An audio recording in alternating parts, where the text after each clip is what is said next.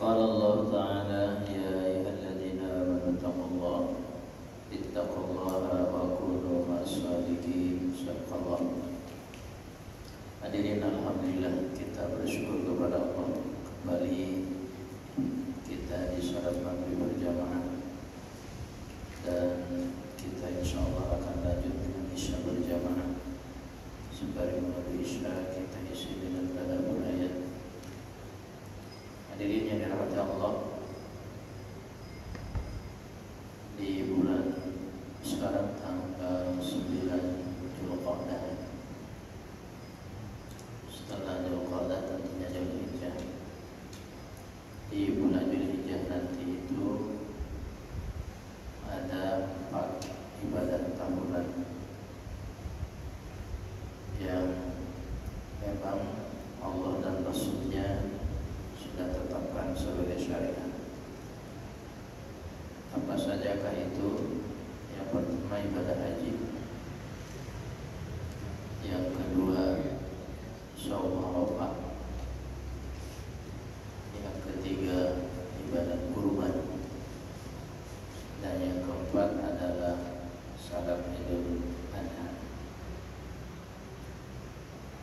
Nah hadirin, kaitan dengan itu kita akan telusuri satu persatu, diupdate kembali, segarkan kembali bagaimana tuntunan Allah, tuntunan Rasulullah dan perintah Allah di dalam Al-Quran dan Sunnah Nabi-Nya. Hadirin, bulan haji itu dimulai dari bulan Syawal. Di Quran dikatakan al-hajju asyhurun ma'lumat. Haji itu pada bulan-bulan yang telah ditentukan. Asyhur jamak daripada syahrun. Syahrun mufrad, jamaknya syuhur atau asyhur. Kata Allah al-hajju asyhurun ma'lumat. Haji itu pada bulan-bulan tertentu, berarti banyak karena menggunakan jamak. Dan dijelaskan oleh para ulama mufassir, ternyata betul bahwa ibadah haji itu atau bulan haji itu dimulai dari bulan Syawal, Zulqa'dah dan Zulhijjah. Syawal, Zulqa'dah dan Zulhijjah. Puncaknya bulan Zulhijjah. Zulhijjah pun puncaknya lagi adalah tanggal 8 sampai tanggal 13 Zulhijjah, 6 hari ya. 8, 9, 10 kali lebaran, 11, 12, 13 tasyrik. Jadi 3 bulan Syawal, Zulqa'dah, Zulhijjah. Nah hadirin, kaitan dengan itu kita akan tadabburi ayat-ayat Allah kaitan dengan ibadah haji. Bisa dibuka, ada di surat Al-Baqarah, ada di surat Ibrahim, ada juga di surat Al-Hajj. Kita buka surat Al-Hajj, surat 22 ayat 26. Di surat 22 Al-Hajj ayat 26 sampai 37 itu tentang haji, kurban, dan hal yang terkait dengannya. Haji, kurban, dan hal yang terkait dengan ayat 26 surat 22. A'udzu billahi minasy syaithanir rajim. Wa idh bawwa'na li Ibrahim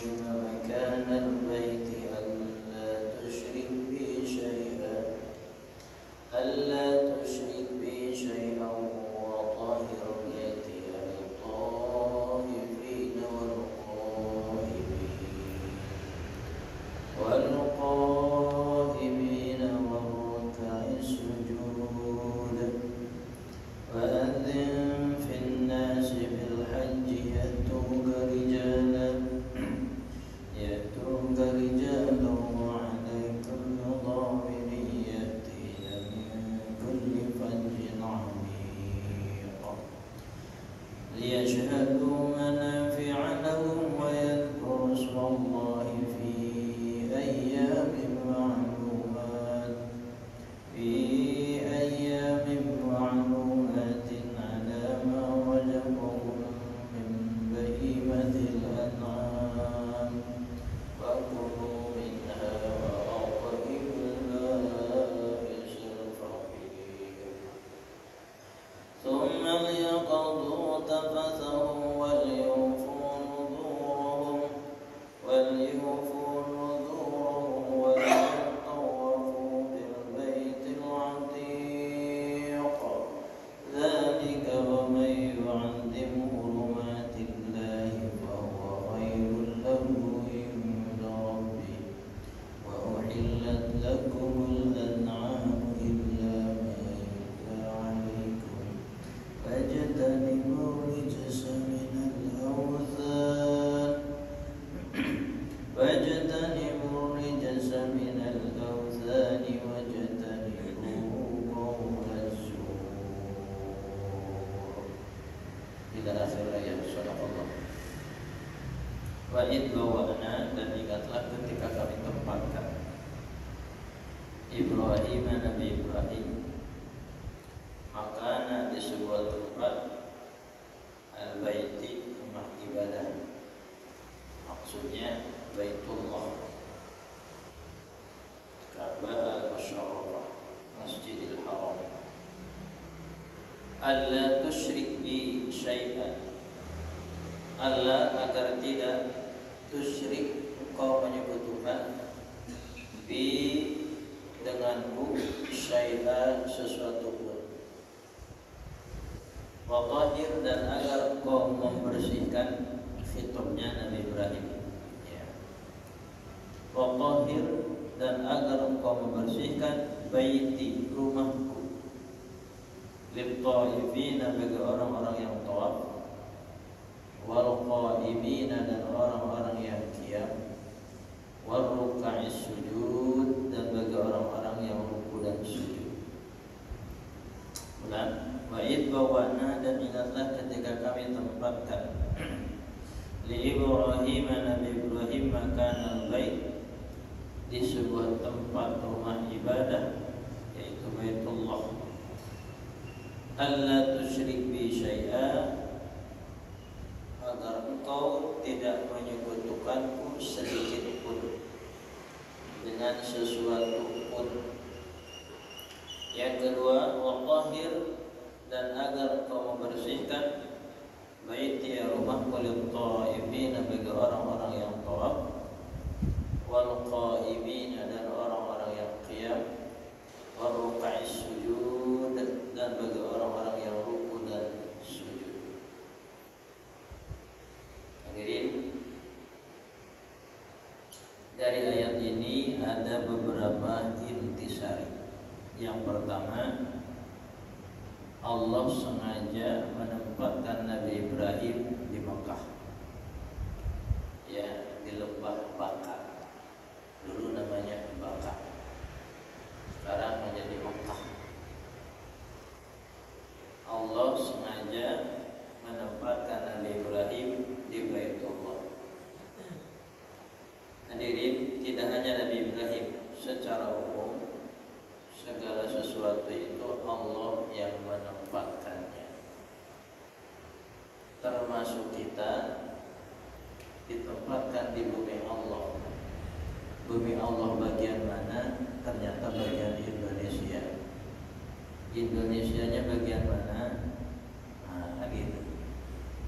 Padahal dulu kita tidak melamar, minta ditempatkan di Indonesia. Berarti memang Allah yang punya kehendak. Termasuk hadirin ikhwan sekalian, dengan saya dengan hadirin bisa bertemu. Ini juga tidak ada lamaran apapun kepada Allah agar bertemukan. Tapi ternyata Allah takdirkan, ya, bahwa kita bisa bertemu. Saya lahir di mana, hadirin pun lahir di mana, Allah pertemukan. Jadi kesimpulannya, ayat ini yang disebut Nabi Ibrahim, tapi ingat hikmah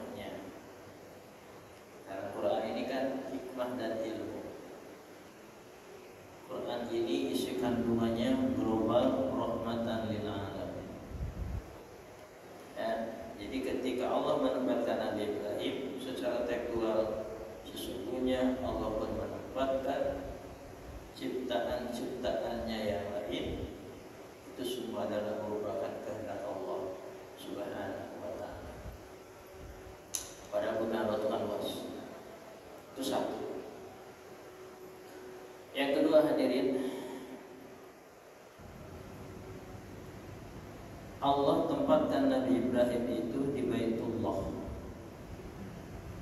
yang dulu memang ketika Nabi Ibrahim ditempatkan di situ belum ada kehidupan, belum ada kayak sekarang ramai. Baitullahnya saja baru fondasi, qawaid dalam Al-Quran bahasanya kan.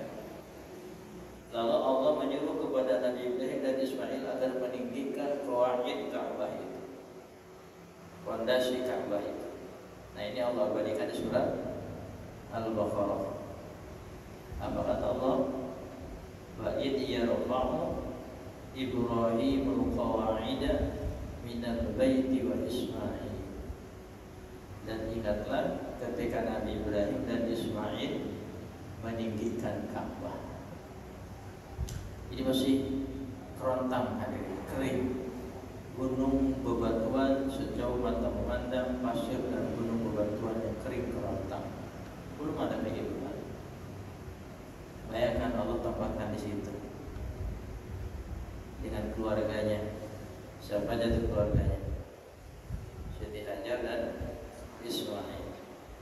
Bahkan sudah ditempatkan anak dan putra, ibu dan putra Nabi Ismail, Nabi Ibrahim malah ditugaskan Allah ke tempat lain. Tinggallah berdua, ditinggalkan di tempat yang tidak ada kehidupan, tidak ada pepohonan. Kalau istri kita kan ditinggalkan, insya Allah rumah ada, kendaraan ada, ATM ditinggalin, nikmat, papa pergi dulu, wajar, tenang. Siti Hajar hadirin, anak baru lahir, suami pergi, tidak ada tempat tinggal. Masya Allah. Akhirnya kan dia mencari ya, sana kemari. Terus kali ceritanya gimana? Muncullah air Zam-Zam, jujur itu, Insya Allah. Dan itu terjadi sebelum Masehi. Tahun berapa itu pastinya? Hitungan tahun sebelum Masehi. Sekarang Masehi aja sudah berapa? 2022. Itu berapa ribu tahun Zam-Zam tidak pernah kering, ya, tidak pernah mati. Air Pam DKI masih suka sesekali mati di Zam-Zam. Padahal secara akal pikiran sekeliling udah ada sungai, jarang hujan, jarang banget hujan, jauh dari laut. Tapi itu air Zam-Zam, ya, sampai hari ini 24 jam diambilin. Apalagi musim haji, jutaan manusia, satu manusia atau satu jamaah 5 liter aja. Masya Allah, habis-habis. Ya, nah itu sejak itu. Nah, sejak air itu ada, baru ya kehidupan mulai muncul sampai klimaknya sekarang akan menjadi ramai. Masya Allah. Nah itu Allah punya kehendak. Yang asalnya tanah itu kering kerontang, tidak ada penduduk, tidak ada kehidupan. Kalau Allah mau bikin, ternyata menjadi kehidupan yang ramai dan mewah. Itulah dirinya. Maka Baitullah. Lalu Allah menyuruh kepada Nabi Ibrahim dua perintah. Pertama apa? Allah tusyrik bi syai'a, agar Nabi Ibrahim tidak menyekutukanku, kata Allah, sedikit pun. Sekutu bahasa Qurannya apa? Syirik. Orangnya musyrik. Lawan syirik tauhid. Ya, tauhid.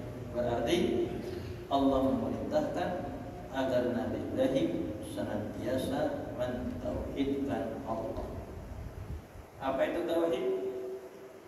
Mengesahkan. Apa maksudnya mengesahkan? Menjadikan Allah satu-satunya. Dalam hal apa? Dalam hal segala-galanya. Jadi tauhidullah itu menjadikan Allah satu-satunya dalam segala-galanya, dan ini tersimbolkan dalam surat Al-Ikhlas. Qul huwallahu ahad, Allahus samad. Ya, lam yalid wa lam yulad wa lam yakul lahu kufuwan ahad. Nah hadirin, Nabi Ibrahim muda pun sudah berani dengan kemungkaran, kemusyrikan. Ingat cerita Ibrahim muda? Ya, yang hidup di zaman Raja Namrud ya. Apa peristiwanya ketika itu?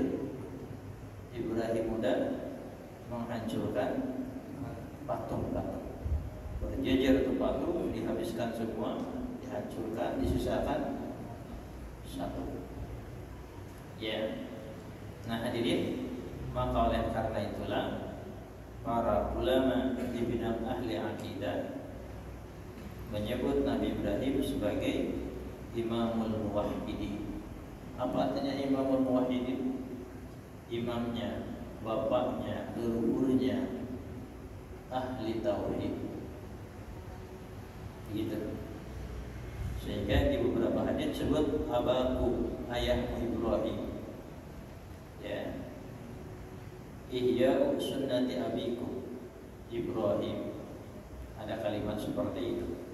Maka disebutlah Nabi Ibrahim ini ya Imamul Muwahhidin, karena memang sejak muda beliau betul-betul di dalam mentauhidkan Allah, sebaliknya beliau getol di dalam memberantas kemusyrikan.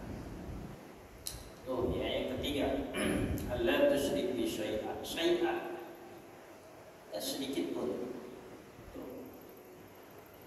Jadi hadirin, kalau kemusyrikan yang besar biasanya kebendaan. Benda ini dianggap ini kan itu besar.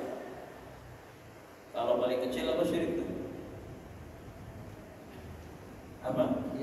Riya kan? Kan gitu. Kata Nabi apa? Inna akhwafa ma akhafu alaikum asyirkul asghar ar-riya. Sesungguhnya yang paling aku takutkan, khawatirkan dari umatku manakala umatku terpeleset, terjerumus kepada syirik asghar. Disebut juga syirkul khafi, tersembunyi, kecil. Apa itu? Ar-riya. Riya itu apa? Nah, melaksanakan ibadah. Dari kalimat ro'aya ro'riya itu, ro'aya ro'riyaan. Ya, dilihat.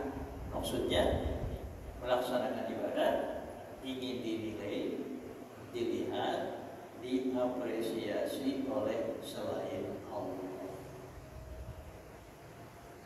Nah itu riya. Riya saja sudah masuk kepada kategori syirik kecil. Nah itu yang dimaksud syai'ah, sedikit pun, sesuatu pun. Makanya selain riya dalam beramal itu namanya syirik besar. Makanya saya bilang tadi, segala keyakinan kepada benda-benda tertentu yang diyakini memiliki kekuatan itu, ini bukan syirik kecil. Itu syirik besar, karena syirik cuma dua, akbar dan asghar. Asghar tadi apa? Iya. Kita punya mobil pakai gantungan di depan. Depan mobil ada gantungan, ya kan? Kalau gantungan itu diyakini, hati-hati. Ya, akan ikut menjaga keselamatan perjalanan dan selamatnya mobil, tidak ada yang maling misalnya. Bergantung ke benda itu bukan syirik kecil lagi itu. Nah ini harus dibersihkan. Ya, kalau sudah meyakini benda itu akan ikut menyelamatkan, dia juga yakin Allah itu menyelamatkan, Maha Penyelamat. Nah ini namanya sudah menduakan. Kepada Allah yakin, kepada benda pun yakin. hadirin, ini namanya belum tauhidullah, belum menjadikan Allah satu-satunya, masih menduakan Allah, yaitu kepada benda-benda yang dia anggap ramah dan memiliki kekuatan gaib. Nah sekarang kita lagi ramai itu apa? Pakai gelang. Bapak-bapak jadi sekarang ramai pakai gelang, Pak. Nah, hati-hati itu gelang. Ya, kalau gelang itu secara medis modern dan ilmu pengetahuan ternyata akan membantu kesehatan kita, karena konon katanya batu-batunya itu mengandung apa? Nah, sehingga melancarkan aliran, is okay, cara kacamata tauhid. Tapi tetap ini hanya ikhtiar. Hakikatnya yang menyembuhkan Allah, bukan kalung, gelang, batu. Sama dengan kalau kita berobat ke dokter, hati-hati. Sana berobat ke dokter biar sembuh. Oh saya mah dokter ini mau cocok, ya mau cocoknya sembuh terus. Secara kacamata tauhid kalimat itu salah. Walaupun mungkin maqasidul abdi kita usahanya, tapi tetap yang menyembuhkan Allah. Insya Allah ke situ. Ya, karena ingat maqasidul abdi ala niyatil abdi. Yang disebut musabbab tapi yang dimaksud asbab. Atau sebalik, disebut asbab tapi yang dimaksud musabbab. Sebabnya beri ke dokter yang cocok. Ya. Maksudnya Allah yang menyembuhkan melalui pengobatan itu. Jadi hati-hati dengan masalah gelang. Kalau secara ilmu seperti tadi, silakan pakai bismillah ikhtiar. Ya. Tapi kalau terpleset kepada benda ini yang menyembuhkan, hati-hati, itu bisa jatuh kepada kemusyrikan. Nah itu ya, kembali kepada ayat. Allah menugaskan kepada Nabi Ibrahim agar Nabi Ibrahim tidak boleh menyekutukan Allah sedikit pun dengan sesuatu apapun. Itu satu. Yang kedua, tugas Allah kepada Nabi Ibrahim wa tahhir baitiya, dan agar Nabi Ibrahim membersihkan rumahku, yaitu Baitullah Ka'bah al-Musyarrafah. Ya, dibersihkan dari apa? Tentu dari kemusyrikan. Ya, dari simbol-simbol berhala dan kemusyrikan. Maka hadirin, ketika kita memasang aksesoris di interior masjid, itu juga harus hati-hati. Ya, silakan hias masjid. Ya, tapi dengan sesuatu yang tidak menggiring orang kepada opini kemusyrikan. Atau tulisannya kalau di depan mengganggu orang atau jamaah yang salah. Ya, tulisan-tulisan, mungkin tulisannya di atas kalau ada tulisan. Ya, jangan pas di depannya gitu, dan seterusnya. Jadi bersihkan. Ya. Dan hadirin, dilanjutkan oleh Nabi Muhammad, kan ada jangka waktu tuh. Setelah stagnan, Nabi Isa Allah angkat beberapa tahun, ya kan? Lalu berhala-berhala di Ka'bah itu kan banyak ya. Nah, munculan Nabi Muhammad, maka Nabi Muhammad pun ditugaskan untuk membersihkan berhala dan seterusnya. Nah hadirin, ini menunjukkan bahwa tempat ibadah kita pun harus dibersihkan dari lambang-lambang, simbol-simbol kemusyrikan. Gitu. Ya, maka Nabi menjelaskan tadi hadisnya, yang maknanya adalah bahwa kita dilarang membangun atau menguburkan mayat di dalam masjid. Bahkan kata Nabi, la'anallahu al-yahud ittakhadhu qubur anbiya'ihim masajid. Allah melaknat Yahudi karena mereka telah menjadikan kuburan nabi-nabi mereka sebagai tempat ibadah. Hati-hati ya. Kita suka ada yang masjid yang ada kuburannya. Bahkan di hadis lain, jangankan sholat di kuburannya, menghadap kuburannya saja tidak boleh, kecuali kalau ada suatu yang boleh di kuburan itu sholat apa? Jenazah. Kenapa jenazah boleh? Tidak ada ruku, tidak ada sujud. Tuh, ya, sejauh itu tuh pencegahan, ya kan?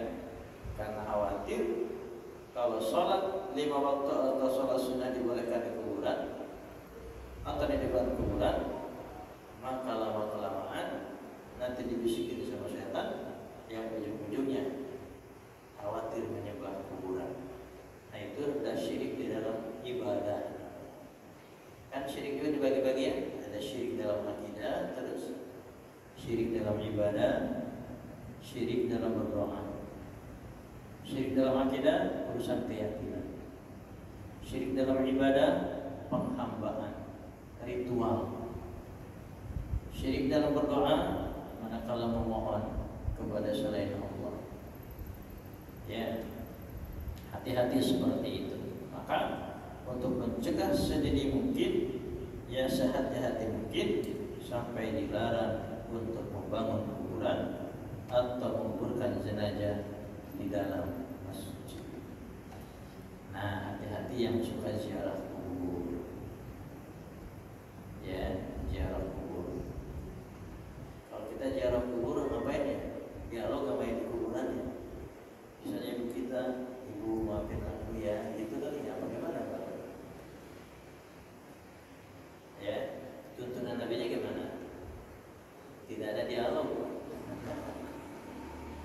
Hati-hati datang ke kuburan guru kita misalnya kan, hati-hati Pak Kiai atau siapa wahai guruku, bla bla bla, akhirnya khawatir minta. Tuh. Tapi kalau ziarah disyariatkan, ziarah. Ya kata Nabi, fazuruha, ziarahlah kalian. Kenapa? Fa innaha tudzakirul akhirah, karena ziarah itu akan mengingatkan kita kepada kehidupan akhirat, itu kehidupan setelah dunia, setelah kematian. Ya, bahkan di hadis Nabi yang lain, aqyasun nas aktsaruhum dzikran lil maut. Orang yang paling cerdas itu kata Nabi adalah orang yang senantiasa mengingat mati. Kenapa disebut cerdas? Karena visinya ke depan. Apa visi ke depan? Dunia ini sementara, nanti akan mati, ada kehidupan kan ke depan. Cerdas kan? Salah satu ciri orang cerdas apa? Visinya ke depan. Bukan sekarang, tapi ke depan. Termasuk membangun Indonesia 30 tahun yang akan datang diberi tumpang. Letak kota aja kan? Sekian tahun yang akan datang, ini Pulau Asem nih, misalnya kan?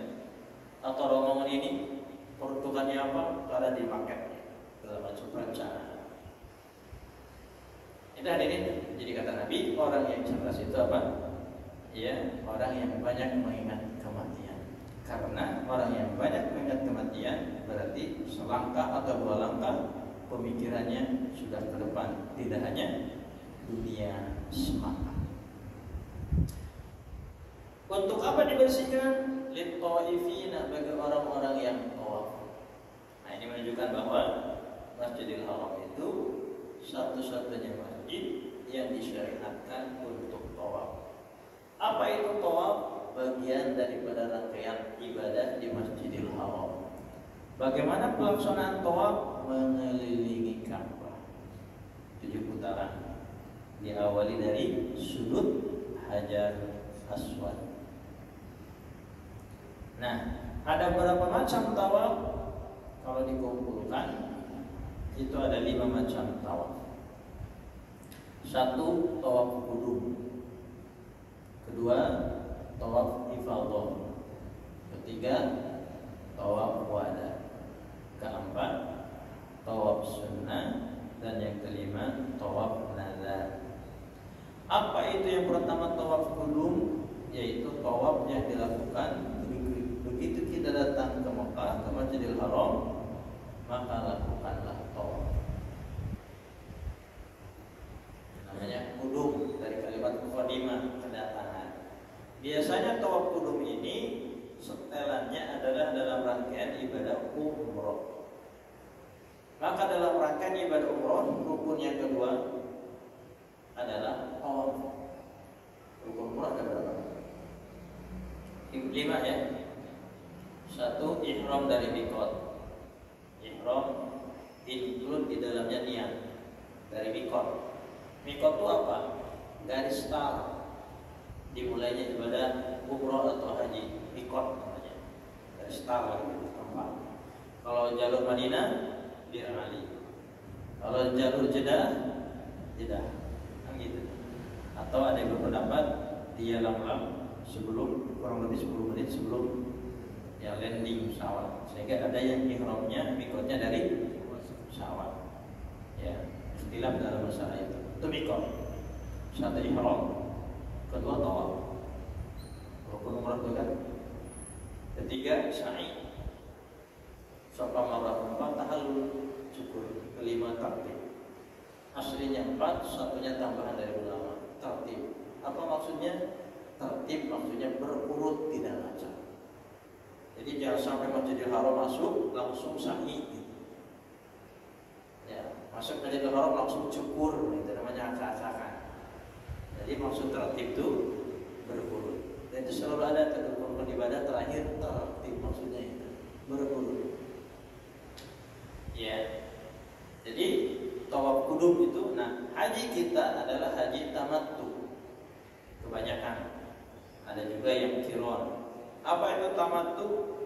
Mendahulukan umroh, setelah umroh selesai baru haji.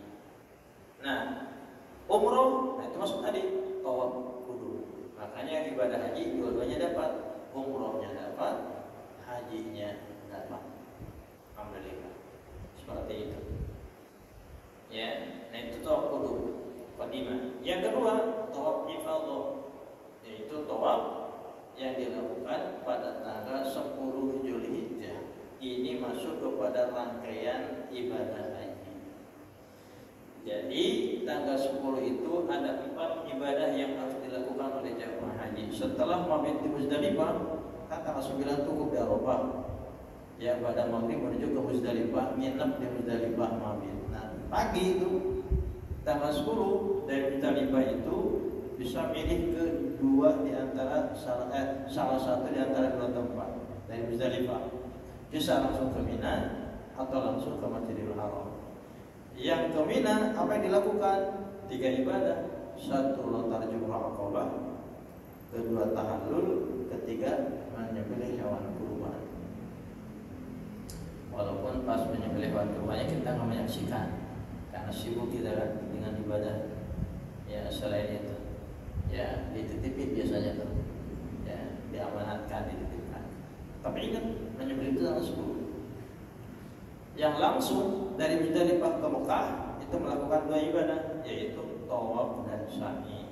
Selesai tawaf dan sa'i dari Mekah, harus kembali ke Mina atau harus menuju Mina, karena dia harus mabit di malam yang ke-11. Malam 11 kan mabit di Mina, malam ke-12 balik pulang tuh ke Mekah, atau malam yang ke-13 dihabiskan 3 malamnya di Mina. Nah, itu namanya tawaf ifadah. Yang ketiga adalah tawaf wada. Lagi-lagi masih kaitan dengan ibadah haji, yaitu apabila kita sudah selesai melaksanakan rangkaian ibadah haji, lalu mau meninggalkan Mekah, mau meninggalkan Ka'bah Masjidil Haram, maka lakukan tawaf wada. Nah, di kita suka ada tuh tawaf wada dari umroh. Allah alam, saya belum menemukan dalilnya. Tawaf wada dari umroh. Tawaf wada itu adanya di rangkaian haji, dan itu masuk kepada wajib haji. Bukan rukun, wajib haji. Jadi harus. Ayat keempat, tawaf sunnah.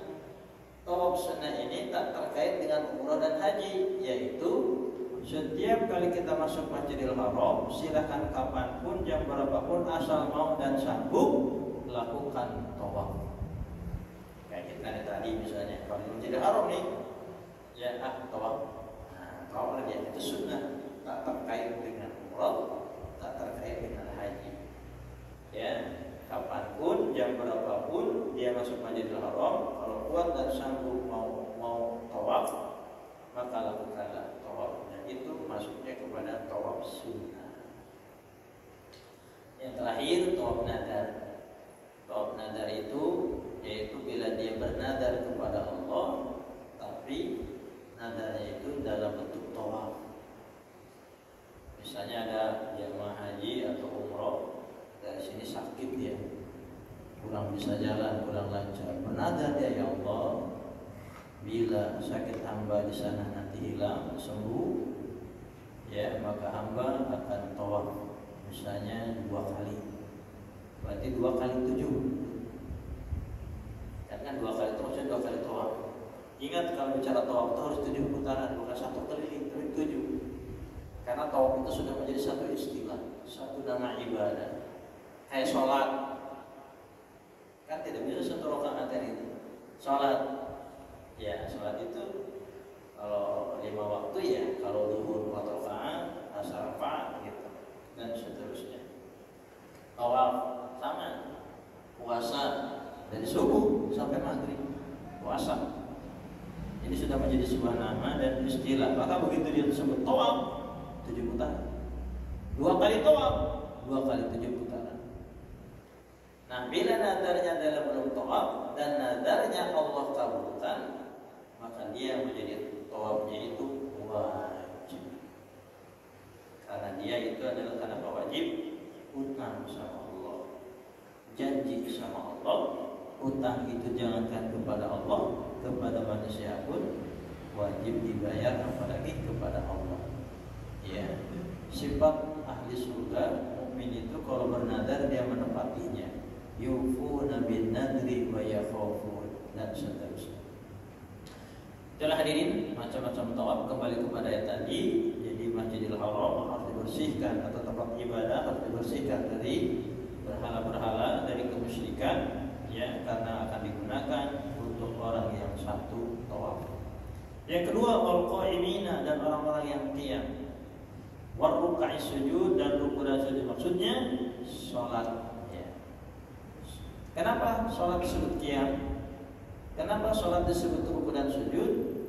Itu adalah kata para ulama dalam tafsirnya, a'dhamu ruku'iha wa rukuniha fi salat. Ya, karena qiyam, ruku dan sujud adalah bagian daripada gerakan yang sangat diagungkan oleh Allah, merupakan ciri khas sholat. Jadi ciri khas sholat itu qiyam.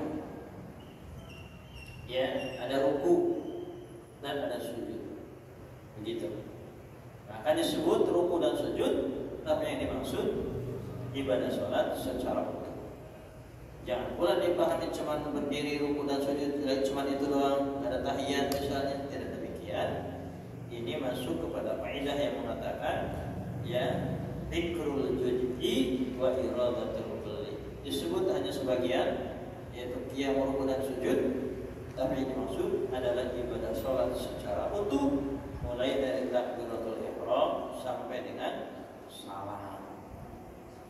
Nah, itu namanya dzikrul juz'i wa iradatul kulli. Sama di Al-Qur'an juga, fawalli wajhaka syatral masjidil haram, hadapkanlah mukamu. Wajh itu kan muka. Ya, dalam sholat hadapkanlah mukamu ke Masjidil Haram. Apa mukanya doang ke kiblat, orangnya kemana gitu kan, enggak begitu.